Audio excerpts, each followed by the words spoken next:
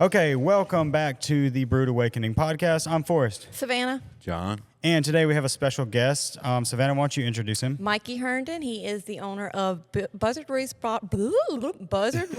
Broadcasting, also known as WRBE. He has recently purchased our local radio station and has been doing a great job with it. So Thank you. yeah, we're super excited to have you on, and we wanted to learn a little bit about your journey and like what got you there. Absolutely. I've been so excited. I know we've been trying to plan this for a long time. And between my schedule and y'all's schedule, the podcasting, the coffee, and radio broadcasts, so I am so excited to finally be here. I'm a big fan of Forrest and all the stuff he does. This dude is slow down. He is the guru. He is like very smart. He is the sharpest dude I've seen. Like he is just the guru on techie, stuff on the very cutting tech edge savvy and very thank tech you. savvy. But I think he does a tremendous job, and the videos and stuff for the Christmas parade, dude, those things are amazing. They are. And, I'm a huge fan of his, and I'm also a huge fan of Opossum Coffee. I have to say it is the best thing, or one of the best things that's happened here to George County. The coffee is so good, thank you. and you guys do a great job with it. So I'm a big fan of you guys as well. Yes. So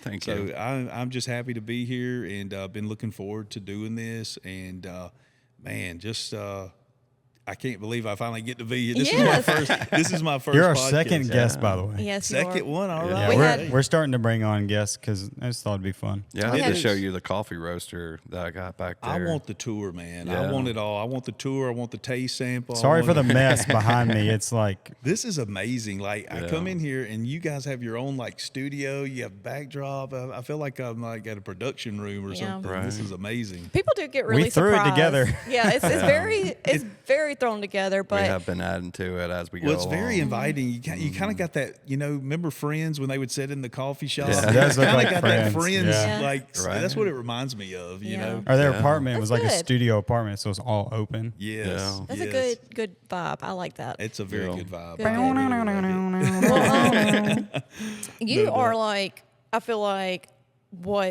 you're a good representation of George County. You are such. Oh, I don't know if I would say that or not. I but think I so. appreciate it. I think you do so good talking, and you are so lovable. Everybody enjoys talking to you. You make it very appreciate it. easy. But I was wondering what got you into this business? Because I mean, you are a natural at it. But how'd you get here? Well, this is it's an interesting story, and I never would have thought I would be doing radio. If you would have told me that 20 years ago or even 5 years ago, I'd probably been laughed in your face because I never really thought I'd get this opportunity, But it's several things I think that has brought me to this and to this new journey. And first of all, I love people. I love talking to people. I love peopling, and I've not always been that way. When I was young, I was born and raised in Buzzard Roost, Mississippi, which is where the Buzzard Roost Broadcasting comes from. That's a shout out to my childhood and my raising, and where I grew up. My roots are right there in Buzzard Roost, and which is I'm not mad about that one bit. I had an awesome childhood. I've got lots of stories and that I think make for good radio because it's so different, today from the way we were all kind of raised. You were right about that. It is Yeah. just different, So, but there's several things. I think it would probably start back at my childhood. I've always loved music. I don't know why, it's just one of those things that I've always loved. And I grew up Missionary Baptist Church.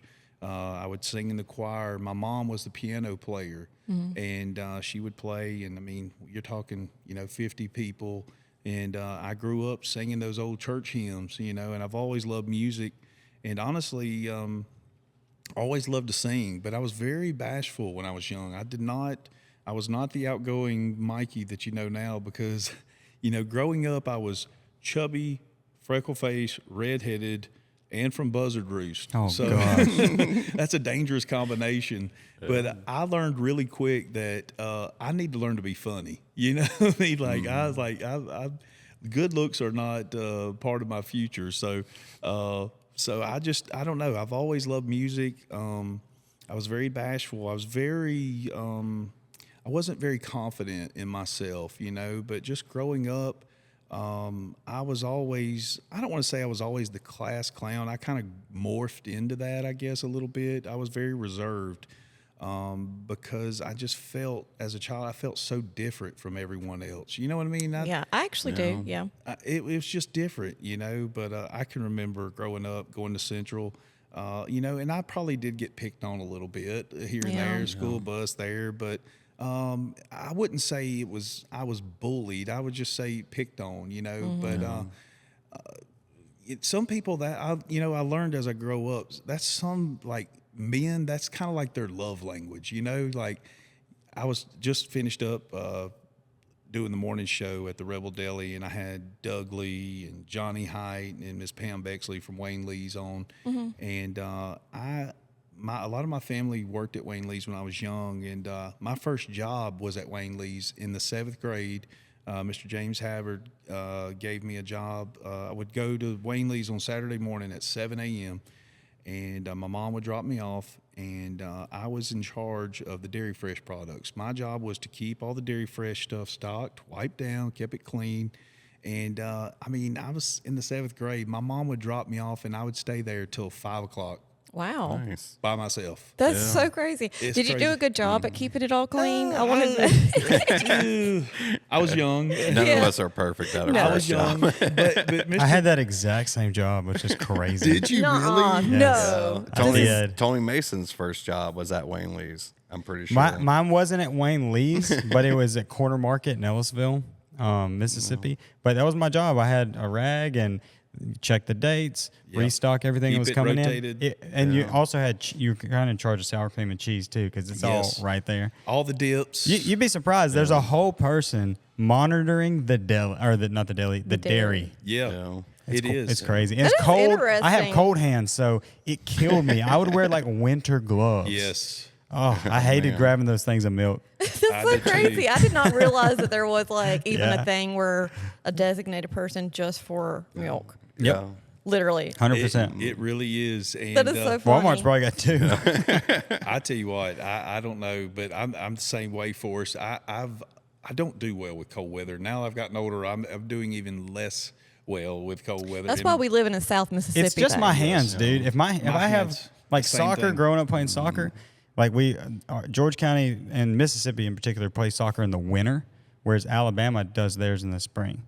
So you're playing in like 15 degrees most nights, you know, in Biloxi or in Hattiesburg. As long as I had gloves on, You're good. I'm good. Yeah. You take them gloves off, and I'm like, I feel like I'm gonna die. Your fingertips start hurting. It's the you know? fingers. My fingers and toes. And I've been looking at these socks because that's one of the reasons I kind of quit hunting, because I've gotten to where I'm just so cold natured. I can't set up in a stand. If my toes get cold, Mikey Herndon's going home. Yeah. Oh, the phone is ringing now right during the live. If No, you it's need- all good. if you We're need to get it, casual. you can. If that's No. your transmitter, get it. No, it's not. It's not. It's my brother-in-law. I sent him a got you. text there about something going on. Hey, and, brother-in-law. Brother-in-law, it's What's Robbie. up, man? Robbie Lebert, service manager at Walt Massey. Shout out to Shout him. out, And yes. he's from Lake Charles, Louisiana, which I do call him Robbie Boucher, like Bobby Boucher. Yeah, there you go. Yeah, that's It's got funny. a nickname, Robbie Boucher, but he's awesome. And I tell you what, mate, it can cook the best crawfish you will ever stick in your mouth. He I love actually used to crawfish. own Lebert's Cajun Crawtails. Do y'all remember that? Was that by Brush, or not Brush Creek? What is it? Multimart? Yes. Yeah. Yes, Yeah. he I owned used to that. get crawfish there all the time. man. It's so Yeah. good, and I'd What get it was cooked. really- I'd just take it home and eat it. Yeah, what was really great about that place too is whenever you got crawfish from there, you know, a lot of places you will see a lot of dead ones in there Yes. that are unedible. With those bags, I swear, I would get 10 pounds, and maybe 10 of those in that 10 Yes. pounds were uneatable. I think he was buying the crawfish. Him and the owner at Bozo's worked out a deal, and it was just I think it just got so much. You know, he had a daughter that was playing softball at the high school at the time. He's got a younger son named Parker playing ball. I just think it was just the demand was greater than what he was thinking, and just couldn't maintain it. Couldn't do it to the quality he wanted to do Yeah. it. You know, so I get that. he took a break from it. But I got to tell a quick Robbie story. I know I'm getting off. No, it's all track right. here, Go for but, it. the first time I went to Lake Charles, and now you got to keep in mind too, I started dating my wife when I was 16 years old. So we've been together. I'm 47 now, so we kind of grew up together, Yeah. you know, and she kind of, I feel like another, she's another one of those that helped raise me, Yeah. her and Tammy Caldwell. And, but we went to Lake Charles for Robbie and Eva. That's my sister-in-law. Their daughter, Susie, was having her first birthday party, you know, and the whole family's going to Lake Charles. We had a big weekend. I mean, there's like almost 40 of us when we all get together. So imagine all these people coming to your house for the weekend. So it was like a big party. You know, we're out in the yard playing football, and, you know, it was just a good family outing. But I had never really liked crawfish before that. I just wouldn't eat it because I was like, it just doesn't taste good. And they were like, well, you've never had these crawfish. And you know, I'm a skeptic. I'm just like, I just don't know. So anyways, they started getting ready to cook the crawfish. Now, you know, they do things different over in Louisiana. Those folks are different. And but anyways, he goes to start cooking, and I see him put about this much water in the pot. And you got all this crawfish in there, you know, and he's got a different philosophy and a different style. So I probably don't need to give out the recipe or anything. But anyways, he only gets them hot enough to get some bowl of them, lets them steam for a few minutes. And this is the craziest thing. I'm sitting here helping him do this, and I'm just mesmerized this whole time. I've never done this before. This is fun, you know, exciting. Learning how to do crawfish, or learning the way he does crawfish.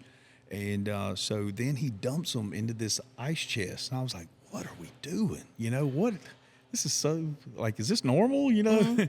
And so he dumps them in the ice chest. Well, then he had everything pre-measured, and I can't remember what it was, maybe a pound of seasoning, a stick of butter, 16 ounces of mustard, 16 ounces of lemon juice. We would just dump all the ingredients into these steaming crawfish in the ice chest. We dump it all. Was there ice in the ice chest? No ice. Empty ice chest. I know what you're talking about. Yeah, so we dump all the stuff in there, and then we pick it up and we'd shake it like, you know, Polaroid picture. And shake it, and then he would let it sit in that ice chest for like 20 minutes, so it steam cooks in the ice chest. That's a good idea. And absorbs all those flavors at the same time. Wow. I'm betting that came from a hurricane. You know what I mean? Like, we're hungry. Yeah. How can we eat these crawfish? Yeah. Well, I've got an ice chest. Let's try this. That is probably how it came about. I had some crawfish, which crawfish is, from what I've been told, there's a shortage of it because there's a shortage of workers. A lot of the immigrants were doing the crawfish, from what I was told. But I don't know that for a fact. But anyways, I had some crawfish at the Crawfish Festival, and it was a sweet kind of crawfish. Really? And it was so good. It was my favorite. Have you ever been to that part of the Crawfish Festival where they do the competition? I've been to the Crawfish Festival maybe once, and it was years ago. This is how long ago it was. I remember seeing Aaron Tippin at the Crawfish Festival, and he was like big time. You know? Really? I filmed Hillary Reese there. That was the only time I've been there. Really? And I didn't eat anything. Last time we went there, Jelly Roll was performing. Oh, my And God. that was right before Jelly Roll People exploded. were crazy about that dude, by the we way. had no idea who he was at I was that like, time. Yeah. Who's That's how Jelly long Roll? ago it was. Jelly Roll. What the heck? I've heard of Tootsie Roll before. I don't know about a Jelly Roll. But it was just so different, you know, but it was so funny because and they tell this story in the family all the time about me and the crawfish. This is like this has turned into one of those family stories. Yeah. You know, let me tell you about the time. And so anyways, we got done, and I was just like, only in Louisiana I've ever seen anything like this where they cook crawfish in an ice chest, you know. But anyways, when we got done, you know, I'm not one of those people that's afraid to try something. You know, like my kids, they'll never try it, but they don't like it. I'm like, how do you know unless you try it? You know, so of course I was like, I'm going to try this again. But also at that Crawfish Festival, I did not eat a single crawfish because I was like, no, they don't taste good. You know, I don't like it. So, but anyways, I sat down, and I was the first person to sit down and eat, and I was also the last person to get up whenever we got. I sat there for probably almost 2 hours. Peeling some crawfish. I bet I ate 10 pounds of crawfish that night. And it was so good. And I was like, these crawfish are better than any I've ever had. And I'm still kind of a crawfish snob when it comes to it. I just about will only eat Robbie LaBert's crawfish. The only other crawfish that I've eaten that I enjoy is Bozo's. Yeah. Bozo's, of course, Bozo's does Bozo's everything good, yeah. Yeah, they can do anything down there. So that was my first time with the Crawfish, and he to this day, and I noticed when he had LeBert's, they didn't do it, as much that way.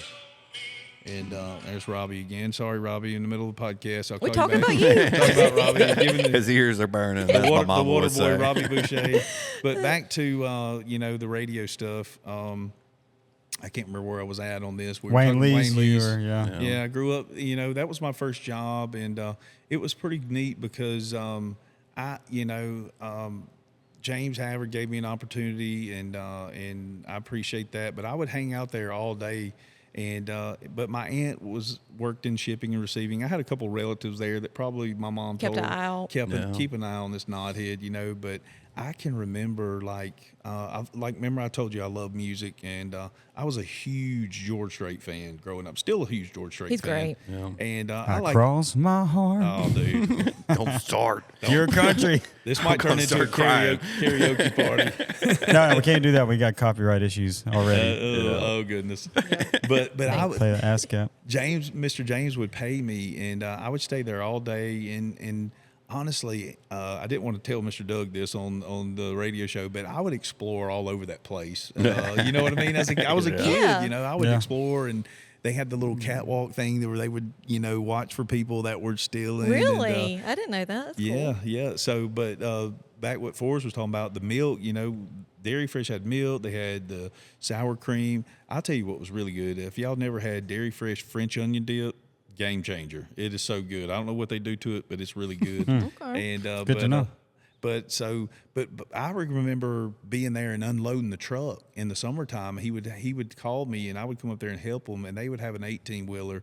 And so I would be inside that dairy cooler for hour and a half, 2 hours sometimes. I can remember one time being in there almost 3 hours. They were having a big, Dairy Holy Fresh moly. sale, and they were stocking up, and it was just, oh my gosh, it was so cold in there, and I'd be in there. Yes. I'll never go back. No. So, but I can remember James would pay me $25, and I would stay there all day, and then I would come up on Sunday mornings before we went to church, and I would restock everything and wipe it down. Usually on Sunday, I only had to do it one time, and but I would stay there all day Saturday, and which was always fun because I would always see some of my friends come through. I mean, back then everybody shopped on Saturday. Nowadays more people.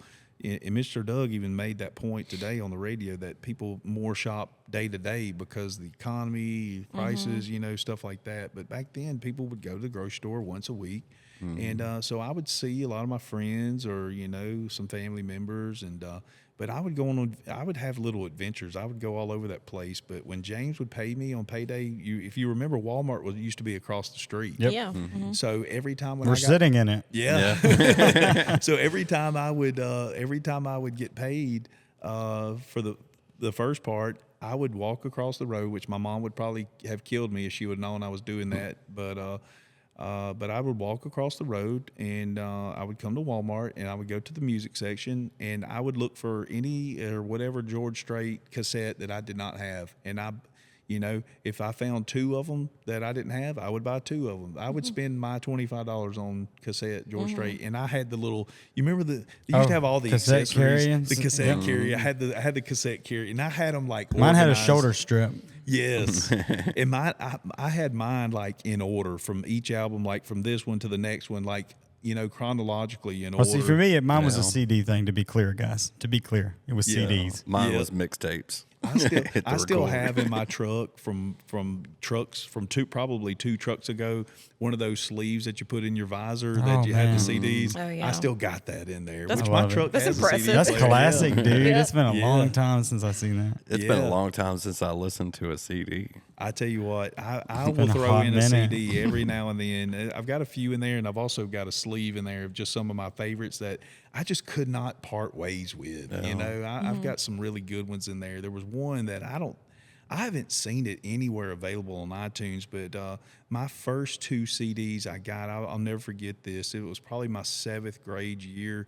I got to see George Strait the year before in Biloxi. I was staying in Slidell with my cousin. I didn't even know there was a concert. I was 6th grade, and we were getting ready. My aunt and uncle lived over there, and I had a cousin named Lou. we were about the same age, so we were, buddies. We'd hang out, but I can remember that day we were supposed to go home that night, and we'd been there for the weekend. It was about a 2-hour drive over there. So my mom stops me probably about 2 hours, 3 hours before we're getting ready to go home. She said, by the way, you're going to see George Strait tonight. And I was like, what? Yeah, that's I cool. just could not believe it, and that was whenever Pure Country came out. Was that at the man. Coliseum? It was at the Coliseum. So my first concert was there. It was Kenny Chesney. Kenny Chesney. Oh man. Kenny Oh Chesney. man, was that 2006? It was right around there. Yeah, That man. would have been it. Yeah, I remember when he came, the whole coast went nuts because he was huge. That was his. He was at his pinnacle. Yeah, I remember them talking about how like part of '90 was shut down because he was coming through it. Kind of thing. Yeah, That it was was my a huge first event. concert That was ever. my I didn't senior remember year. him. I remember him being big, but I didn't realize he was that big. There was this pocket of like 2 or 3 years where he was. Yeah, country whenever music. he did that Yeah. song, That was "There such a Goes weird My time. Life." There Goes My Life. That's yes. whenever It that took off, concert yeah. was Yeah. going on. I can remember that song, "The Good Stuff." That's the Good Stuff. Yeah, Yeah, that it's was a great that was a song. big one. That was a big one. People sleep on Kenny Chesney, man. He's got some bangers. He Yeah, does. it's for like sure. the modern. Well, not anymore, but he was like the modern day Jimmy Buffett in a way. He kind of morphed into that, Yep. it's, when he kind of let it be known, once he got established and he could start doing pretty much whatever he wanted, he kind of incorporated that kind of Jimmy Buffett kind of vibe, no shoes, no shirt, no problem, and which everybody loves that. I mean, Yeah. so that was my first concert, and got to see George Strait. And that year for Christmas, or the next year, it might have been the same year, I can't remember. But my first, when I got my first CD player, I want to say it was my 7th grade year, but my first 2 CDs was George Strait, Easy Come, Easy Go, and which was one of my favorites. It's one of the best ones, and he's got a picture. If you look in there, his dog is on the front of it. Like I was that kid that pulled the sleeve out and read all the same. lyrics Same. and who wrote the song. I mean, I was so just mesmerized by those by that, and I wanted to know the lyrics, and I wanted to know who wrote the song, because a lot of times you could see, this might be, George Strait singing it, but, Merle Haggard might have wrote the song, which George Strait, Merle Haggard was his influence. He references the Hag, as he calls him, in a lot of his songs. So, but another one of my first CDs was Common Thread, the songs of the Eagles. You cannot find that on iTunes. I don't know if you can. I'm not a Spotify guy. I'm an iTunes guy or Apple Music guy. But I've looked for that to find it, so I could listen to it on my iTunes and stuff, and I can't find it. But I still have that album now. It looks like somebody used it for a Frisbee, because it's so old, but Banged up.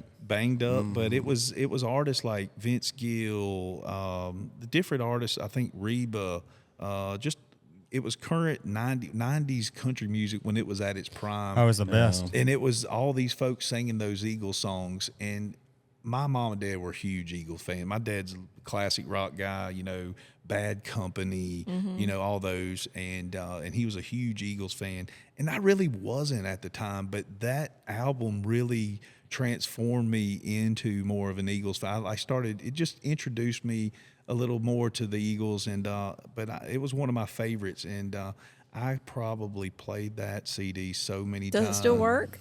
It's probably going to On skip its on last you. thread, yeah. I've tried all the CD. Remember the CD hacks? If you put toothpaste on it and wipe then it, wipe I've it tried down. everything, and it works temporarily sometimes. Yeah, that doesn't make any sense why it would work, I though. Because know. if that piece of the plastic's gone, that piece of the data's gone. You're not putting, the data's not coming back because of toothpaste. Yeah. But you can remember those TV commercials that like, oh, do you need to redo your CD? Everybody, I mean, they were Well, they just sold a making kit money. that you could use a Q-tip on. It was It never ridiculous. worked. It Yeah. never worked. Hey, they needed. I'm a huge record collector, so I have like 800 something records. You need to come see me then. I got some stuff you need to look through. Oh, I will, man. but- I need to put y'all both together with Brian. You know, I've Howell. actually thought about bringing my Brian record Howell collection has here. a huge, like over 1,100, I think. Yeah, albums. Brian Howell has a Wow. huge. Yeah, y'all need to album like start a community club. Yeah, we do. Are you on Discogs? You know what Discogs is? I've never. It's where heard of you it. like upload your collection. It takes forever if you've not started from the beginning. I started when I was in college living in Hattiesburg because T-Bones was behind my house. And so like I'd go there every week, kind of like you, my Shipley's money, and buy some and buy like the newest. Or I would buy almost 2 albums. I wanted a new album because records are still printed. So I'd get like the newest Kendrick Lamar or whatever. And then I would get, Led Zeppelin 1 second edition. Nice. Heck yeah. But I've thought about bringing them up here because I just have them, I have them in a nice crate thing in my house, but I never pull them out to listen to them anymore because got little kids. Hey, you can play them. That's something you got to. I'm kind of like spacing out I also haven't bought a lot in probably recent years, but I'm spacing out my usability of the records so these kids get just a little bit older. Yeah. Because they're going to be spinning, and I got a diamond tip needle too, so you go and grab that and do that. Yeah. It's going to scratch it from front to back. Yeah, it's going to tear it up. But there is something about those records, those little pops and cracks, and I don't know. Well, sonically, it's been proven the sound quality is at its highest. Because Really? it's physical vibration coming from a piece of, that makes sense. vinyl. So, and I love it, dude. And it makes you care about it a little more because if I'm going to go search for Outcast, Aquarium, that's going to take time. Then I'm going to take it out of its special edition sleeve with all the, and I'm like you, I read all that, but really when I was a kid, I was big into behind the scenes in films. Yes. I would put in Pearl Harbor and I would put in disc 2. I've already seen the movie. I put in disc 2 and watch it over and over. Yeah. Like the making of it and interviews with the actors and I love those. You cut remember- scenes. Commentary. Yeah, the Oh, commentary. dude, I would much Commentary. rather a film on Great. commentary, personally. Yes. Oh, man. Wes Anderson has the best, by the way. No, Ben Affleck. Ben Affleck? Yeah, on Armageddon. Okay. During Really? the scene whenever Bruce Willis is explaining why it's better to send a bunch of drillers up to space and only have 2 weeks to train as opposed to astronauts who have been training to drill for 6 months. And Ben Affleck's like, I don't know how you make sense of that. I'm like, oh, yeah, you can't operate a drill, but you can friggin' shoot yourself out into space and know exactly what to do. Like an astronaut can't figure that part out, but a driller can figure out how to be an astronaut. Yeah. It was such a good movie. That was a huge movie. I remember man, that so movie was big. huge, and it was one of those. Are you crying? No, I just got something in my eyes over here. Just Yeah, but that it was a really, really good Aerosmith's one. number That one song hit was came from that huge. movie. Yes, that that was so song big. was huge. What movie is it? Armageddon. Yeah. I don't It's know if got- I've watched it or not. Oh, you gotta What? see it. It's a good. Yeah, it's a I ha- We're classic. watching that tonight. I didn't have a lot of Your night has been exposure- planned. Yeah, I didn't have a whole lot of exposure to movies or music really. My parents didn't let us watch secular or listen to secular music. Are you from Buzzard Roost? I was from. We couldn't watch certain things like The Simpsons. Like I've never watched The Simpsons. You know, I just wasn't allowed to watch it. I've never watched it either. So that's one of those things that if you pull If you went me to in Crossroads, you cannot watch this. you ain't watching The Simpsons. You going to Calvary Missionary Baptist Church, you ain't watching The Simpsons. But yeah, I mean, so I've always loved music. I grew up in it. You know, my mom played the piano and stuff, like I said, and I don't know. I just always enjoyed it. It was just something that I loved about it. And we didn't have cable TV. And we would probably get 2 or 3 TV channels, but I don't know. I've always loved music, and I used to sing a lot. I used to sing at the church, and I would do, my mom would make me and my brother sing something together, and it looked like we both were beat and made to get up there, and do that. But initially, I used to sing in some competitions. I started singing and did a couple competitions. Never really, always, I felt like vocally I could compete, but I still had that reservation. I didn't have a lot of stage presence. I was one of those, I would stand just like this and I would just sing the song, and I didn't understand, I just didn't have anybody to tell me, hey, you need to Move act or like something. you're having fun. Yes, don't look like a Smile. I'm doing the Statue of Liberty up here on the stage, but I started doing that, and well, then got older, got into high school, and playing ball and things, and I don't know. I started dating Kasey. Most of my time was spent focusing on chasing her. And for those that don't know, I made the soccer team and joined the soccer team so I could chase Kasey Dixon. And That's sweet. It lasted about 6 games, and then the coach was like, you know what, you can ride along and cheer for the team, but You can manage the balls and the equipment. And what year is this, by the way? So we can this just get is an idea. 1990, probably 1996, 97.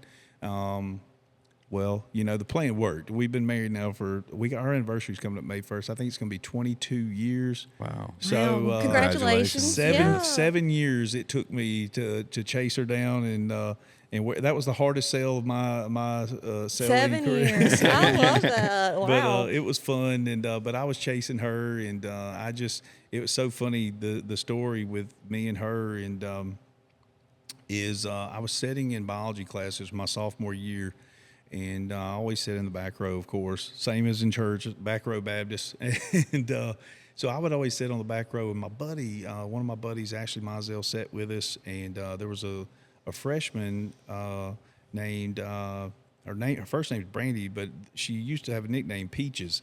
And so she sat next to me. And, girls had those binders, and it was clear, and she'd have pictures of all her friends there, and we were sitting there. This was like the 3rd day of biology class, and I'm sitting there, and she didn't have a choice but to make a friend with me, because I would never shut up. She would probably be like, hey, I'm trying to listen, but she was very nice, and we developed a friendship. And we sat down one day, and I never really paid attention to her binder, but one day I'm sitting there, and I don't know if the teacher was outside talking or something, but I'm looking at the photos of her with some of her friends on there, and I see this one picture of this girl on there. I said, who is this? And she said, that's my friend Kasey. And I said, I'm gonna need you to introduce me to her. Like, she is gorgeous. Like, I need to meet this girl. Like, and so anyways, I actually had another friend that actually was in band with Kasey. It introduced me, and the first time me and Kasey actually got to speak to each other, she was in band. And if you're in band, what are you doing? You're always selling something, right? Yeah, that's true, isn't it? So the first time we met in the hall, I could take you to the exact spot it was. I remember it like it was yesterday. And I was so nervous. I was just sweating, I was just, oh gosh, because she was so smart. I was so intimidated by her because I didn't realize that she was highly intelligent. And anyways, I'm finally getting to talk to her. My friend that introduced me to her, kind of set it up. And I think Kasey was a little bit, uncomfortable. She was a little bit nervous too. And so our first conversation, she tries to sell me a chocolate candy bar for the band. Did you buy it? And I bought 2 of them. Good. I was like, Good take boy. my money. Here, take my money. I'll buy them all. Can I bring you some more? Can we meet here tomorrow? So sweet. I love this. It was it was she took a little extra convincing, which rightfully so. But I chased her and for a long time. But that was our initial first. That's how we met. And I just saw a picture of her, and I don't know. Honestly, when you know. And it was just one of those times when that moment when we talked and I saw her, I just knew. I don't know what it is. I can't explain it, but I just knew. And now I'm not saying it was easy, but we worked it out. When it's never easy, but you gotta have 2 people that are committed, and she has been an awesome wife and mother, and we've been blessed, and I've been blessed to have her. But I was very intimidated of her because I was not the most scholastic student. I wasn't really studying the things. I was okay in the classroom, but I was more interested in playing baseball and socializing and entertaining and chasing her. But my freshman year is kind of really when I started coming out of that,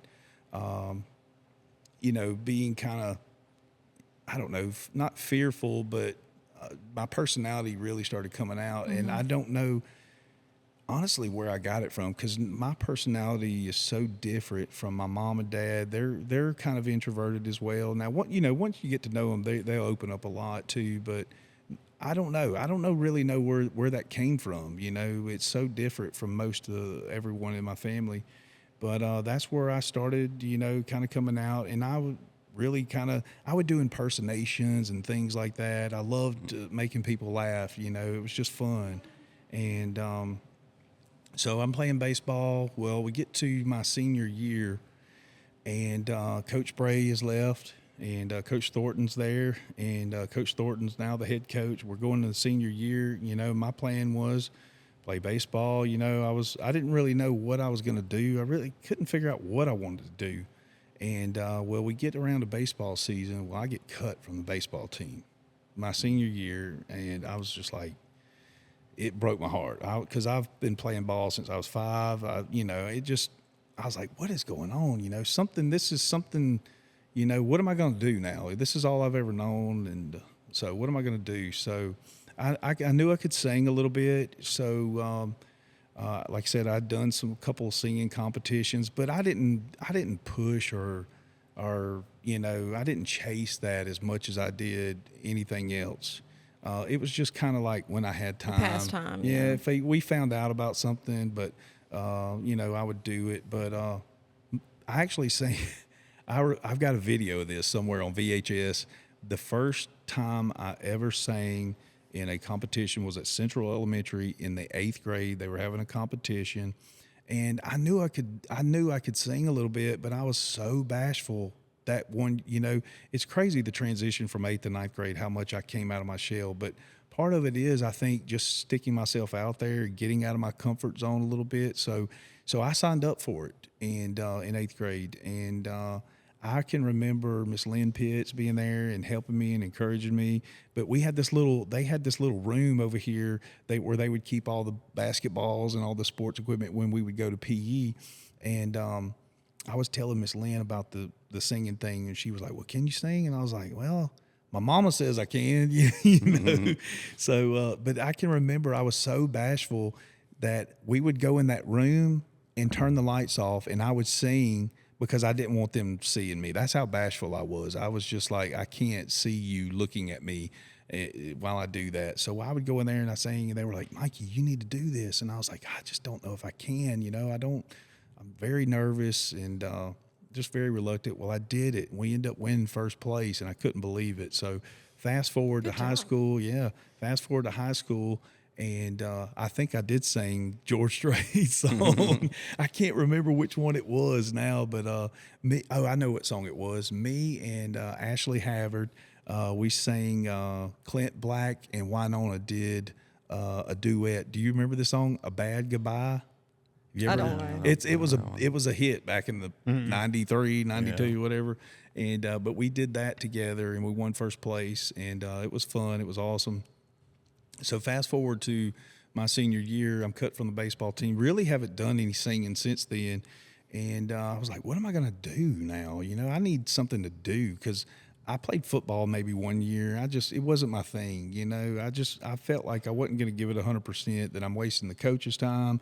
And more importantly, I'm wasting my teammates' time too. So I was like, this just ain't my thing. I would rather be in the stands. I'd look up at the stands. I'm like, those folks to me are having a way better time than I'm having down here. It's pretty insightful of you. For you to be able to acknowledge that and be able to be like, I should, you know, for my team too. Sure. Like, that's really thoughtful. Well, I just thought too, you know, I was like, man, I would rather be in the stands hooting and hollering. I think I would be more of an asset in the stands than I would on the field. So, because I had the school spirit, you know, we would get out there and just holler for 4 quarters. It was so much fun. So now senior year, I'm not on the baseball team, really didn't know what to do. And I was like, what am I going to do? You know, I don't know. So Miss Dana Nelson had started show choir back up at George County. And I was like, man, this kind of feels. We love her here. I love Miss Dana. She is a wonderful person. And, show choir, it sounds a little sissy-ish, you know. I was just like, definitely does. I'm still. a macho man. Yeah, it does. It does. Sounds like jazz hands. Yes. We did a lot of jazz hands. And of course, you know, so I talked to Miss Dana, and I was like, look, you know, and I could sing a little bit. I just don't know. But like I said, by my senior year, my personality had really come full circle, you know, and she can tell you stories that I was the entertainer in there. I kind of I don't know. I tried to make everything fun, you know, and but we would rehearse and we would do things, and I started doing that. And sissy as I, thought it was, I really did enjoy it. It was fun. I love singing. I love entertaining. And, but we had so much fun in there doing that. And I think it probably really helped me. That was probably one of those things that really started helping me come out of my shell a little bit, you know? Yeah. So, show choir will do that to you. hey, you ain't got a choice, but You really don't. when you're when you're wearing a flashy, what did they call those? Leotard? Those vests. We had the bow tie with the vest and all this Yeah, that's stuff like cute. that. But of course, what's the first? Most show choirs, they do things. What are they going to do? They're going to do a lot of your oldies. Grease. So we did Grease, and we did that, and it was a lot of fun. And I think it was a success. And we had a great group. Miss Dana was great. And but we did a couple shows at restaurants and things, and I think it really helped, get me comfortable on the stage. And so anyways, we're getting to the end of my senior year. And like I said, I wasn't the most scholastic person. Which honestly, I didn't put as much effort into it as I should have, And I can remember, this was so funny, my junior year, I needed a pretty good grade on my English test to pass the class, because I was in full baseball mode, Kasey mode, chasing other thing, entertain. I just was not. It was not important to me, and but I knew I could do enough to get by. So, anyways, we get to the end of the school year, and Mrs. Caraway was the teacher, and she was kind of telling me what I needed. She's like, "If you don't make good on this test, you might see me again." And I was thinking, Miss Caraway was a nice lady, but I did not want to sit through that class again. Yeah. And so I went home, studied, and it was so funny. I made the highest grade in the class. Oh, wow. On the final exam, made a 98 on it. I had never made a 98 on anything. You probably offended her. She was ticked off at me for that. She was like, "I knew you could have been doing better in here, and you come in here and you make the highest grade in the class." And so I seem to recall doing the same thing at some point. So here we get to the end of the school year, and they have that awards night where the kids who are getting scholarships and things, they have a big awards thing at the cafeteria. And I was thinking, that's one of the events I ain't got to worry about attending. Well, somebody, I want to say maybe Mr. Larry Purdue or somebody had just kind of said, "Hey, you might want to go." And I was thinking to myself, there's no way. Like, I did not win any scholastic award or anything like that. But, well, back up a little bit. A couple weeks before that, like I said, I was in show choir. My college roommate, Tim Bailey, we lived together in Hattiesburg. He was my roommate at Jones Junior College. One day, probably a couple weeks right there at the end of school, we had finished up, and he came to me. Now, this is all same day deal. He said, "Mikey, I'm going up to Ellisville to audition for Jones on Stage show choir today at 3:00. And he was like, "Do you want to go?" And I was like, "Well, I get to leave school early." So I said, so I went to the office and called my mom and told her, I said, "Hey, look, this dude in show choir is going to try out. I figured I'd just go and just see what's going on, Never thought about it. Never really thought I had a chance. Didn't. This was just, honestly, I was just really going just along for the ride. Tim had been rehearsing, poor guy. He'd been rehearsing. He was ready. So I can't even remember where I got music from that day. Like, I don't even remember where I got the music. I don't really remember what song I sang. But we get up there to Ellisville. I didn't even know where Jones Junior College was. I really didn't. So it's a beautiful I was like, place. Yeah, I love Ellisville. I spent my time up there. Remember Mr. H's Po' Boys over there? Oh yeah, Mr. H has had some awesome. Was Po' K-Rock's Boys. there yet?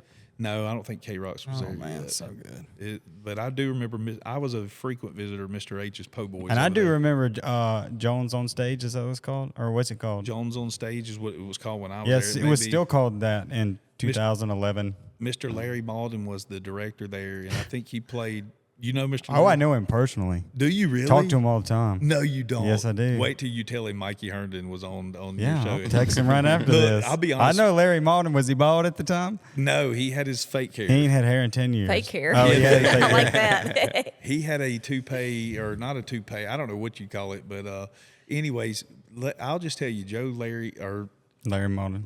Why do we call him Joe Larry? Was Joe his first name? I just called him Mr. Mauldin. We always called him Joe. He was Larry. not. I was a soccer player and a dropout. Like I was terrible at school. I just played soccer, like Me kind of too. like you did. He was me and my wife's landlord. What? He owned a couple properties in Ellisville, and I lived in one of them. And dude, we would party down. I was the only soccer player. Like the last scholarship given.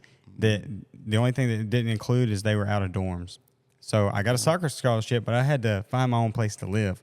So we rented a house, and dude, the soccer players, they weren't staying in the dorm; they were coming to my house, and the whole school really. Wow. But Larry would get on to me. Party house, huh? Yeah, he would say, "Hey, I got a call from the sheriff again. Said y'all was going all night." I was like, "I don't know what he's talking about, man." Oh, what? But fast forward hanging around. Fast forward a little bit. He owns a really nice wedding venue in North Laurel, and I've filmed over 100 weddings, and so I've done a lot at his place, and so we just remained friends over the years. And I would help him manage his properties too.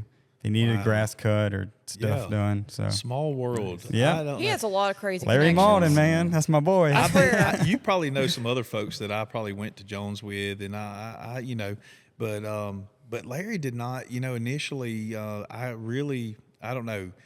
I don't think he liked me very much because of my silliness. You know what I mean? Like the constant joking around. It is like, and at the time I probably didn't know when to be serious and when not to be, and I'm sure it caused him headaches. But we went up there. We'd go up there to Ellisville, to Jones. Like I said, I'd never been. I was really nervous just because of the just not knowing anything. Here I Yeah, and am, it's the big city too. Yeah, dude, the big city. This was probably like the second time I'd ever been on even a community college campus, Yeah. so I didn't know anything.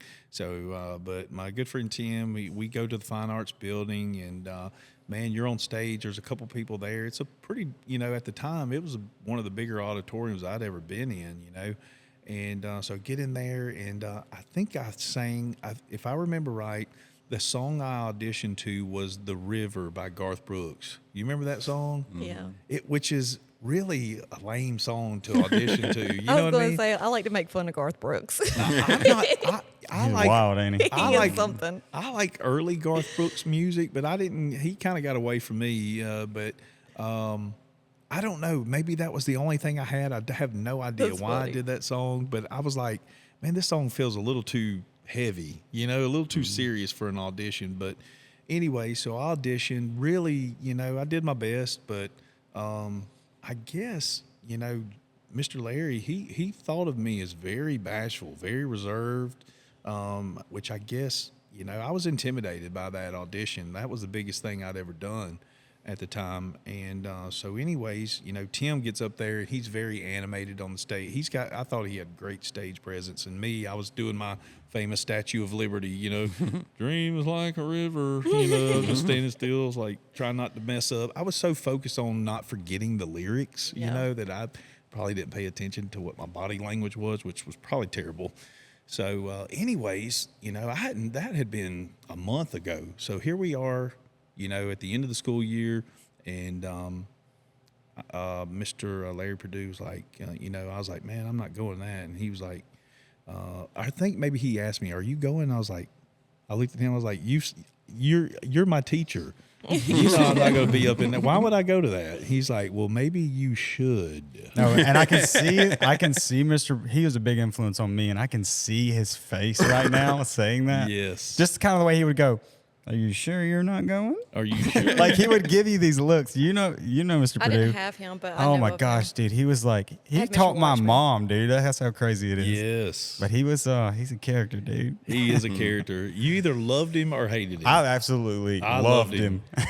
We started off pretty rocky as But well. a lot of He didn't people like did me hate him. initially. But a lot of people, well, I don't say hate, but a lot of people were like, even I talk to people all the time. I'm like, dude, I love Mr. Purdue. And they're like, I can't stand him.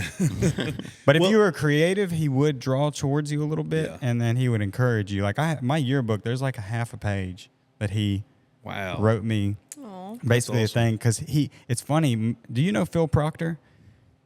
He's a little bit older than you. I mean, just a touch, like a year older I than know you. the name. Okay, so that's my uncle. He did the same thing in his yearbook apparently because Phil was going to go be a biologist, and he said, "Don't do that." He said, That's funny. "Don't do that, Mr." No, he basically wrote in there like, "You're too creative." He had won all these national awards for sculpting, and now he's a world-renowned sculptor. Wow. Based in Hey, Atlanta. Mr. Larry knew what was up. Mr. Larry knew what was up, and Mr. Larry told me, he said, "Look, I don't care if you get into music, film, whatever. You need to be involved in writing." Because like I would write stuff, and we would send it to Ole Miss and stuff. I won several. I remember one time we had to write a letter from one person to another, and I wrote a letter from Eve to Adam. Wow. Oh, that's a good clever. perspective. And I was Yeah. like you, dude. It just came out, and the grammar was completely terrible. He said, "I'm going to rewrite this for you, and we're going to send it." And I won. I ended up winning like Wow, a $2,000 that's so cool. That scholarship. is awesome. That is But very clever, very original. Mr. Purdue, though, man, and Mr. Waxman too. You can't forget Yeah. Mr. I had Waxman Mr. across the Waxman. hall. I loved him. I never had Mr. Washington. Oh, he was Never had awesome. him. I had him you for know- mythology. Oh my god, awesome. I had him for English, and I really enjoyed him. He actually he did teach well, but he was also very interactive with students, and he made us feel like he was interested in some ways, but also he was just really funny. He would take jabs at people when they would take jabs at him. I just loved that about him. I love it. yeah. He I was love like- it. He would go right back at him. Yeah, He was I love very quick. Yes, he was. He was Very sharp. quick. And then Yes. I got to throw one more bone in that same hallway, Mr. Evans. Those are my three favorite. yes. Those are my Yes. three favorite teachers, and my Aunt Teresa too. But I never had her. He is a real educator. Oh yeah. Mr. Evans can really teach. Like he has. There I goes my love phone again. I'm so biology, sorry. I'm turning Hey, the you're ringer good. off. You're good. and I felt like I learned so much whenever I was in I his class. enjoyed I loved science it. because of him. Yes, yes. Mr. Evans was the Mr. man. Evans, yes. Nice. They were very. John's like St. Martin. I went to St. Martin now. Yeah, he don't know any of these people. Yeah. Poor, That's funny. Poor That's John. all right. But, But you I know- mean, even as a guy from not from around this area, I will definitely say living in this community now, owning a business in this community, raising a family in this community, I believe you have really provided something to us that was very much lacking, I especially appreciate with that. your morning shows, interviews, your coverage of sports games going on. I mean, we are very fortunate to have that in a small community because most small communities don't get that.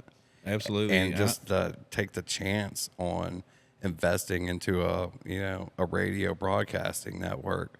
It's not fame or money that comes with it. No, it definitely ain't the money.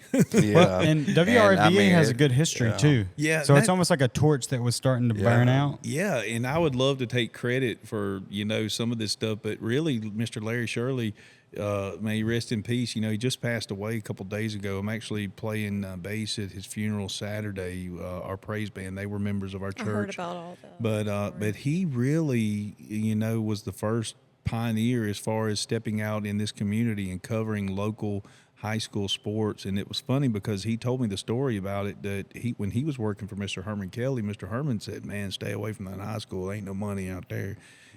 And Larry was like, I told him, I was like, "You were wrong," and I just started, and he started doing it, and then he ended up owning the station, and he went all in, and Larry Shirley has covered everything from football, baseball to, man, this guy showed up at a golf tournament that the Rebels were doing, not knowing even what he was going to do or how he's going to do it. But the thing is, he wasn't scared to jump out there and just try it. And you've you done know? a lot of that yourself. I mean, you go Yeah. to volleyball games and Sure. baseball games, football games. And just you do it all. be love it. even willing to pick up that torch is not something the majority of people would be willing to do. It's Yeah. definitely, I think you're a very special person I for appreciate taking on such a huge It's a lot of mountain. fun, It's Yeah. it's every day's an adventure. I knew I love talking to people. I love hearing stories. I think people are so interesting, and I love hearing like all these little quirky stories, like you talking about you working at dairy and all that stuff. Yeah. Like I just think that's what people love. I Oh, love those yeah. authentic stories. I was going around And I Lucedale want those a few stories to be weeks told. ago, and I heard you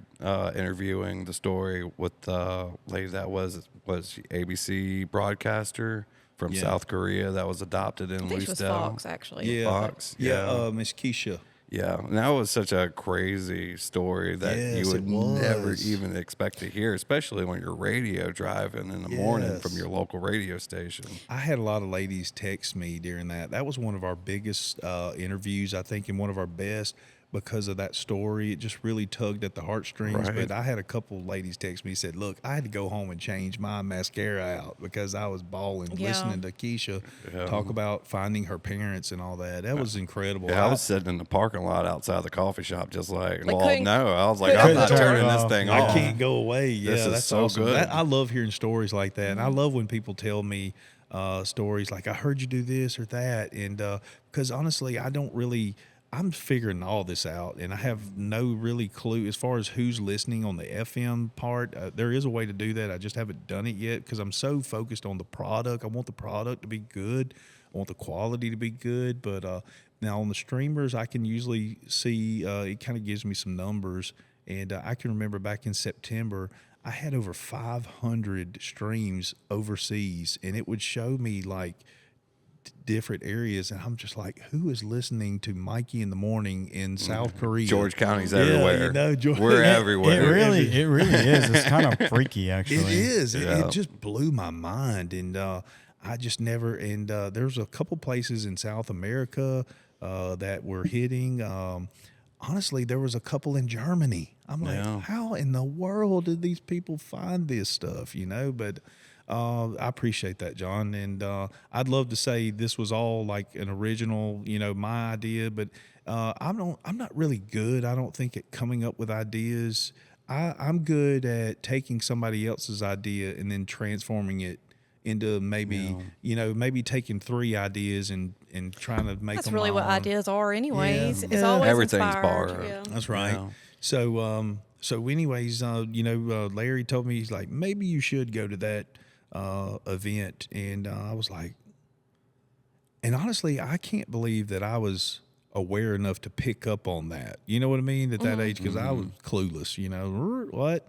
And so anyways, I showed up that night, and I'm sitting there watching all my friends get these, 4.0 GPA, he 33 on the ACT, and I just feel myself like, oh, why are you here? You look like an idiot, So anyways, we get toward the end of it, and they start talking about, I can't remember what the scholarship was called, but, it was, I don't know, fine arts scholarship, I think's what it's called, and I'm sitting there, and they said fine arts scholarship with free tuition goes out to Mikey Herndon, and I was just like, it was like being at it was like, have you ever been to a surprise party, where yeah. they Yeah. catch that's what I felt like. I felt like everybody knew and was in on the surprise but me, and I was Aw. clueless. But I can remember, like, I just felt like lightning go through me, I was like, oh my gosh, I've never won anything with, my voice before, or, other than little things, little shows, I did at Central and stuff. So I felt so bad. My buddy Tim didn't get chosen, and he was so that excited. poor baby. He was so prepared. He was prepared. He but took you there. Tim was. People want to He's like, go. I wish I would have never told him. Tim was That like, is terrible, actually. Tim is, and the thing is, like, he loved the show choir. He loved the vest. He loved the dancing. That all was his that. problem. Oh, man. Sorry, Tim. But I felt We love so you. bad because, and plus, not to mention, here's a guy who didn't even. I found out about this that day and went and tried out and made it, and he didn't, and he'd been prepping for like weeks. So, but it did work out. He actually was able to get a scholarship. He was on the production crew. He held the spotlight.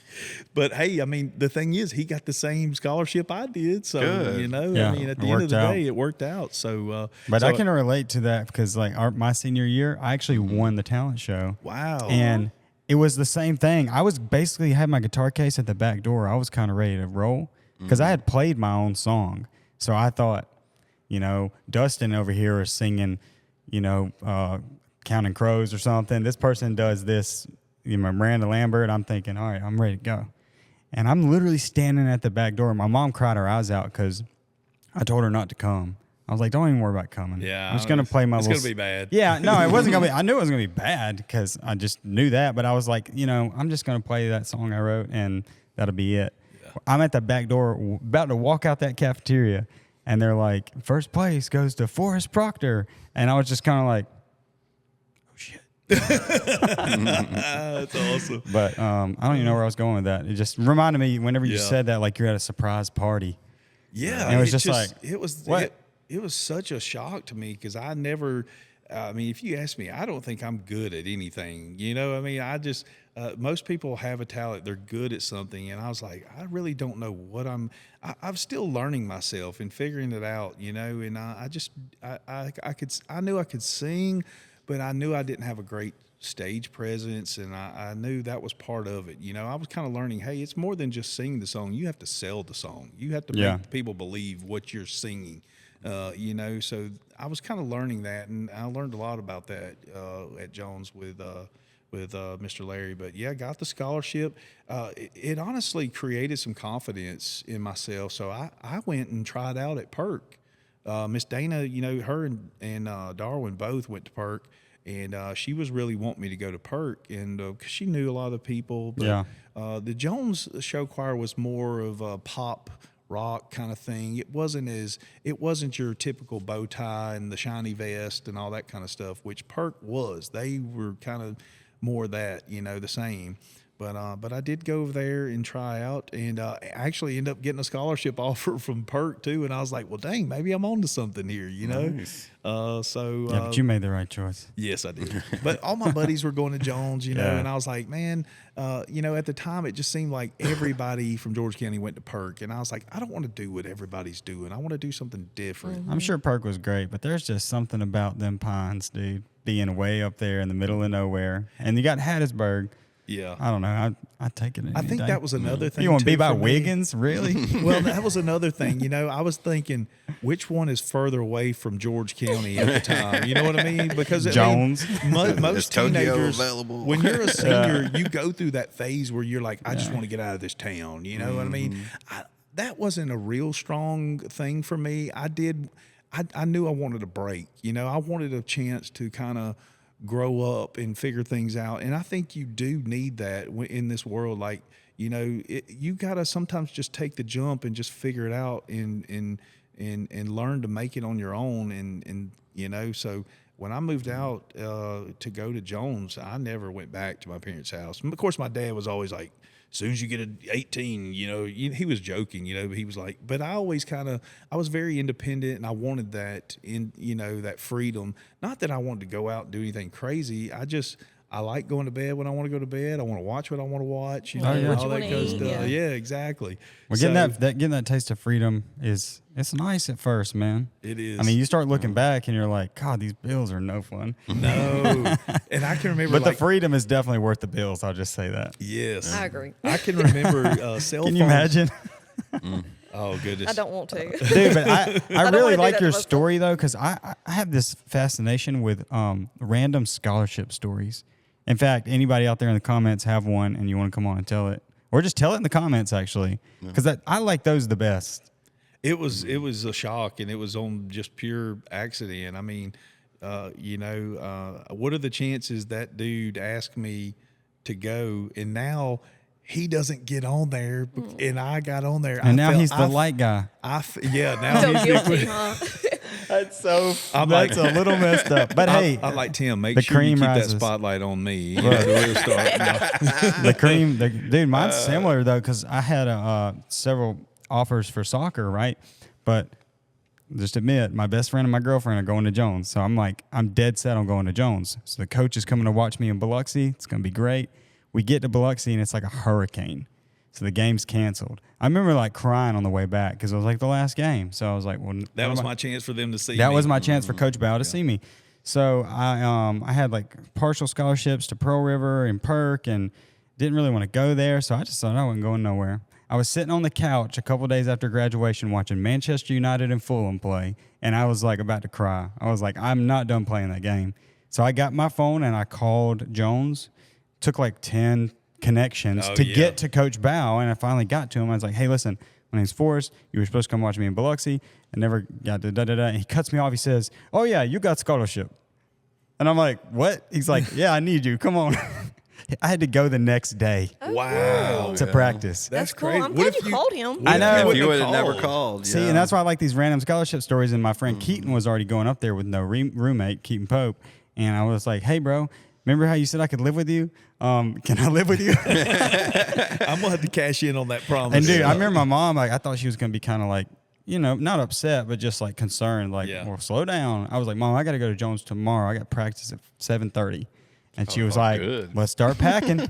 Like, she was all about it, dude. She was so happy. And you couldn't get out fast enough, and she was probably trying to slow you down like my mom was. But dude, I had no ideas about, like, school was not on my mind. No. I was like, soccer practice is tomorrow. And then I had to go to, you know, you have to go enroll in classes, and it was a whole deal, which we practiced the whole summer. So that stuff came later. But, yeah, weird random scholarship stories to Yeah. me are fascinating. Because Yeah, what it if I is. wouldn't have made that call? What if you wouldn't have just been like, What I if guess I'll go. What if I would have said no that day? I You know. Who's to say what would have happened? But yeah, I felt pretty bad about that. But me and Tim. him, well, it was funny because It is funny now, though.